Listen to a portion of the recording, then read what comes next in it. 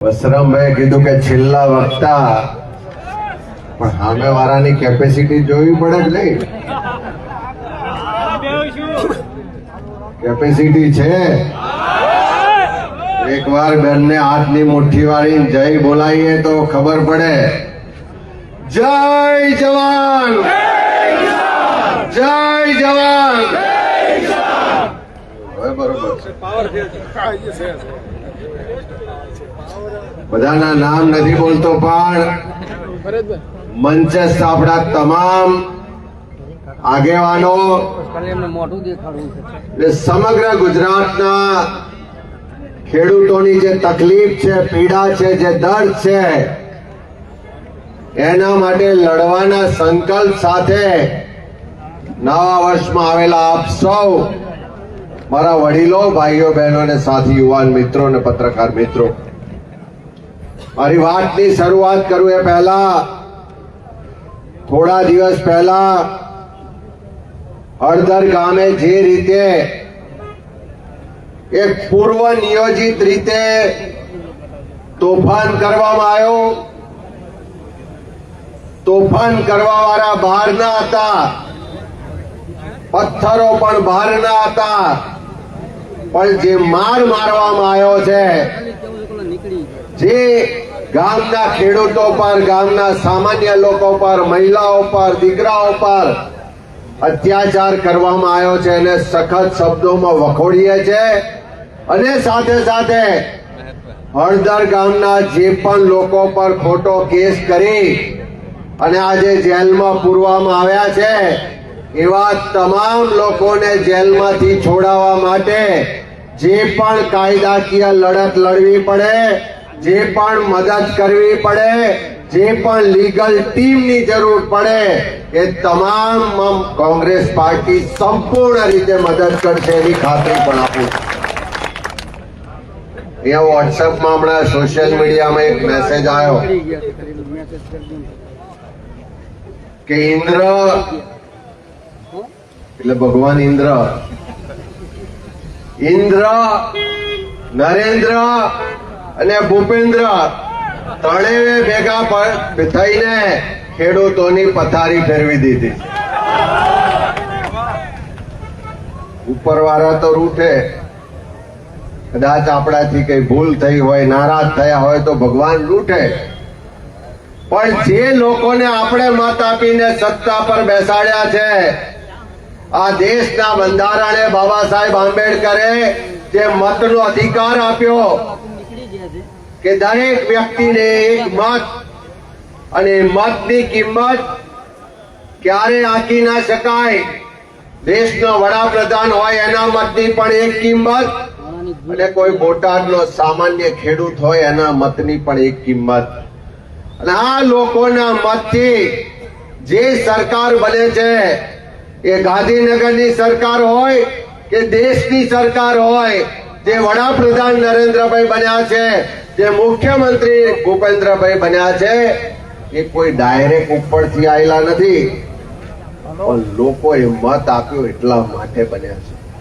અને જેના મતથી સત્તા પર બેઠા હોય અને જ્યારે તકલીફ આવે ત્યારે એ જ પ્રજાને, એ જ જનતાને, એ જ મતદારોને ભૂલી જાય તો બંધારણે આપણને મતનો અધિકાર દર 5 વર્ષે ઉપયોગ કરવાની સત્તા આપી છે, તાકાત આપી છે.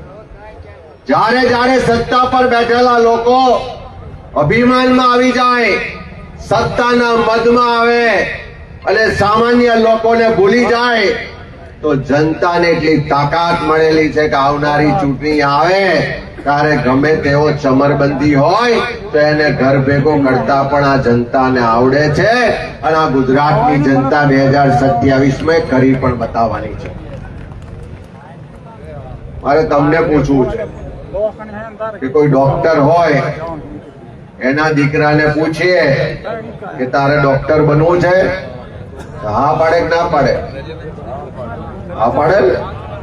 કોઈ કલેક્ટર હોય, કોઈ પોલીસ વાળો હોય, કોઈ ફેક્ટરી વાળો હોય, કોઈ વેપારી હોય કે કોઈ સારી નોકરી વાળો હોય, એના છોકરાને પૂછો કે તારે કલેક્ટર થવું છે વેપારી થવું છે, સારી નોકરી જોઈએ છે, ફેક્ટરી ખોલવી છે, તો બધા જ હા પાડશે.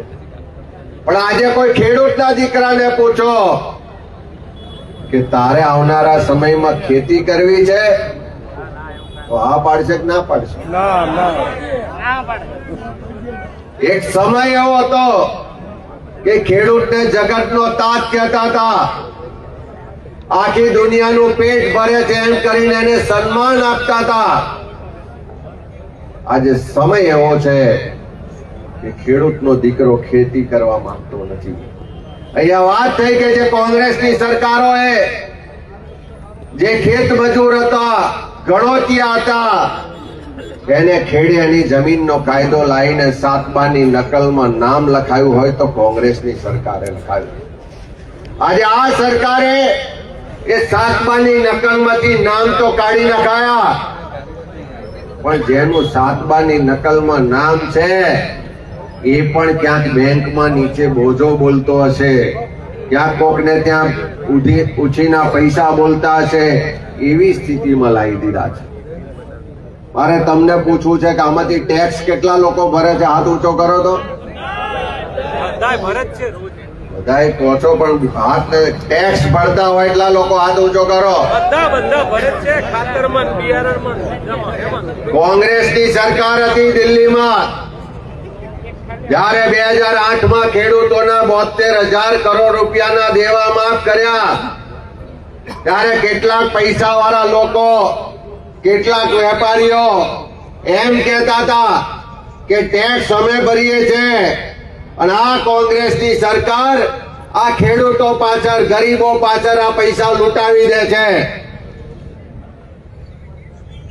આજે ઉલટું છે. ટેક્સ ખેડૂતો વધારેમાં વધારે ભરે છે. આ દેશના સામાન્ય લોકો ટેક્સ ભરે છે. સવારમાં ઉઠીએ ત્યાંથી રાત્રે સૂઈ જઈએ ત્યાં સુધી આપણે જેટલી પણ વસ્તુ વાપરીએ છીએ, બજારમાંથી લાવીએ છીએ, એ તમામ પર જીએસટી ના પૈસા આપણે ચૂકવીએ છીએ. ચૂકવીએ છે કે નહીં? તમારા પરસેવાના ટેક્સના પૈસાથી આ રાજ્યના મુખ્યમંત્રીનો પગાર થાય છે. દેશના વડાપ્રધાન જે પ્લેનમાં ઉડે છે, જાહેરાતો છાપે છે, જે ભાષણો કરે છે ને ઉત્સવો ને તાઇફા કરે છે, એનો તમામ ખર્ચ આપણા ટેક્સના પરસેવાના પૈસામાંથી પડે છે. જો ટેક્સ હવે આપણે લોકો વધારે ભરતા હોય, આ ગુજરાતને દેશનો ખેડૂત સામાન્ય માણસ ટેક્સ ભરતો હોય, પણ આ સરકાર હવે આપણને કઈ આપે છે ખરી? જે આપે છે પેલા ઉદ્યોગપતિઓને આપે. હમણાં કહેતા હતા કે ડબલ કરીશું, ડબલ કરીશું, પણ એને એવું ચોખવટ નહીં કરી હોય કે ડબલ ખર્ચો કરી દે છે,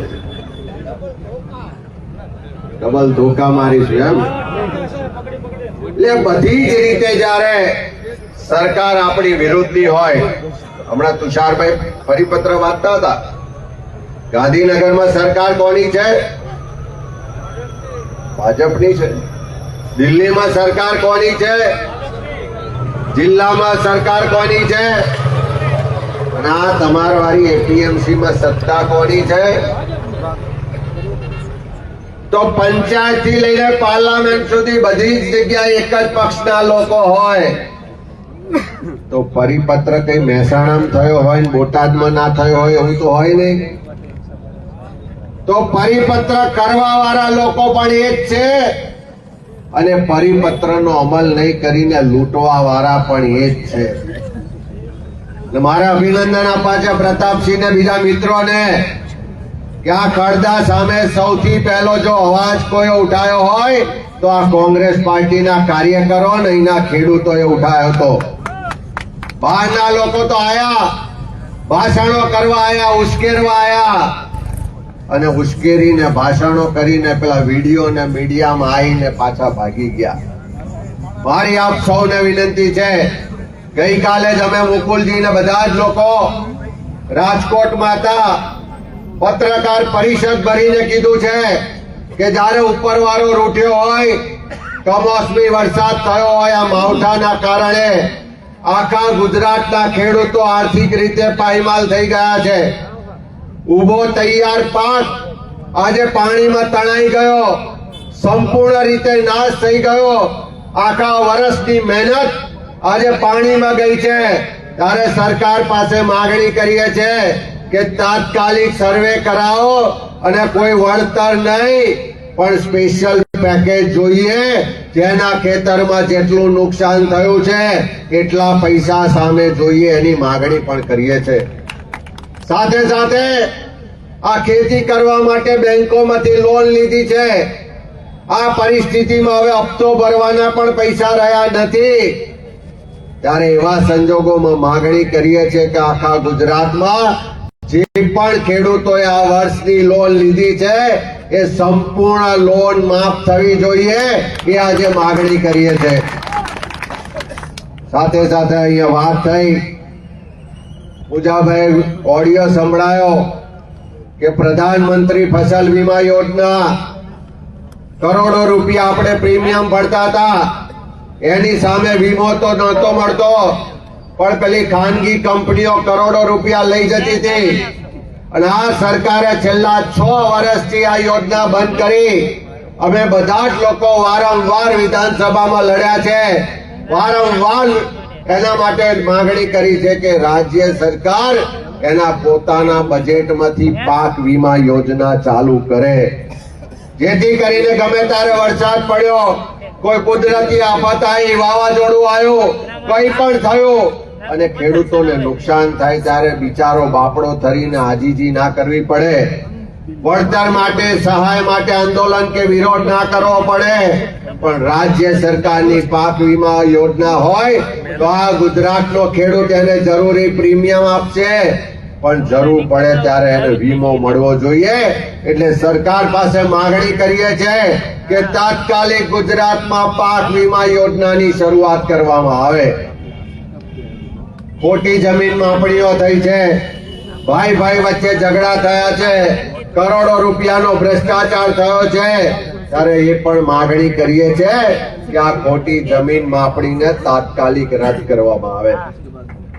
એ લાલજીભાઈ વાત કરી કે યાત્રા કાઢવી છે, ગામે ગામ જાગૃતિ લાવી છે, ગામે ગામ જે આક્રોશ છે એને વાચા આપવી છે, બધા ભેગા મળીને લડવું છે. જાતિ નાતિ ધર્મ બધું જ ભૂલી અને ખેડૂત બનીને લડવું છે. જે ઇન્દ્રનીલભાઈ આખી ટીમે પ્રયત્ન કર્યો કે કોઈ નાત જાત વર્ગનો ભેદભાવ નહીં પણ ભેગા થઈને ખેડૂત બનીને લડીએ, ખેડૂત માટે લડીએ અને આવનારા ભવિષ્યને બચાવીએ. તો આપણે આ માંગણીઓ કરીએ છીએ, સંમેલન કરીએ છીએ, વિરોધ કરીએ છીએ. તો કેટલા દાડાનો સમય આલો, કેટલા દાડાનો સમય આલો છો? કે ભાષણ સાંભળીને ઘેર જવું છે? લડવું છે. લડવું હોય તો એને તબક્કાવાર બધું તૈયારીઓ કરવી પડે. અને વર્ષો સુધી લડવું છે કે થોડા દાડા નિકાલ લાવો છે? નિકાલ નો થાય અત્યારે તો હજુ આવતા વાર છે, પણ 26 ચૂંટણીઓ આવવાની છે. આવવાની છે કે નહીં? ભાઈએ કીધું કે નેપાળ વારી કરો, નેપાળ વારી પણ થાય. જો આ સત્તામાં બેઠેલા લોકો નહીં સમજે, લોકોની વાત નહીં સાંભળે, લોકોની તકલીફો નહીં સમજે, લોકોના પ્રશ્નોનું નિવારણ નહીં લાવે, ચારે બાજુ જે લૂંટ ચલાવી છે બંધ નહીં કરે, આપણા ટેક્સના પરસેવાના પૈસામાંથી જે ભ્રષ્ટાચાર કરે છે બંધ નહીં કરે, તો નેપાળ વારી ગુજરાતમાં થતા કે દેશમાં થતા વાર નહીં લાગે. કારણ કે વડીલો બેઠા છે, એમની તો કદાચ સહન શક્તિ વધારે છે, આપણી છે. અને ક્યાં સુધી સહન કરવું? હવે તો આટલે આવી ગયા છે કે નહીં? અને એમનો પણ પાપનો ગળો હવે ભરાઈ ગયો છે. હવે અકરાઈને જો લોકો કાંકરી મારશે તો 2027 તો દૂરની વાત છે, હમણાં 26માં તાલુકા જિલ્લા પંચાયત ને નગરપાલિકામાં પણ સુપડા સાફ થઈ જવાના છે. મારે તમને વિનંતી છે કે આપણે સરકાર પાસે માંગણી મૂકીએ છીએ આવનારા દિવસોમાં કોંગ્રેસના તમામ કાર્યકરો તાલુકે તાલુકે માગણી મૂકવાના છે, જિલ્લે જિલ્લે માગણી મૂકવાના છે, યાત્રા કાઢીને ગામે ગામ જાગૃતિ લાવવાના છે. આપણે 15 દાડા મહિનો નહીં, એમને 2 મહિના હાલવા છે કે નવેમ્બર મહિનો આપ્યો, ડિસેમ્બર મહિનો આપ્યો, ત્યાં સુધી આનું સોલ્યુશન કરો. નહીં તો જાન્યુઆરી મહિનામાં નવા વર્ષનું જે કેલેન્ડર બદલાયું છે એ કેલેન્ડરમાં સત્તા બદલવા માટે આખા ગુજરાતના ખેડૂતોને લઈને ગાંધીનગર આવીશું. આખા ગુજરાતના એક એક ગામમાંથી, એક એક ઘરમાંથી જે પણ લોકો ખેડૂતોની વાતને સમર્થન આપે છે, જેના પેટમાં ખેડૂતોએ ઉત્પન્ન કરેલું એક અન્નનો દાણો પણ છે, એવા તમામ લોકોને આહવાન કરીને ગાંધીનગરમાં લઈ આવીશું. અને નેપાળ વાળી તો કરતા કરીશું, પણ ગાદી 100% છોડાઈ દઈશું. આ લડાઈમાં કોંગ્રેસ પાર્ટી ખેડૂતોની સાથે છે.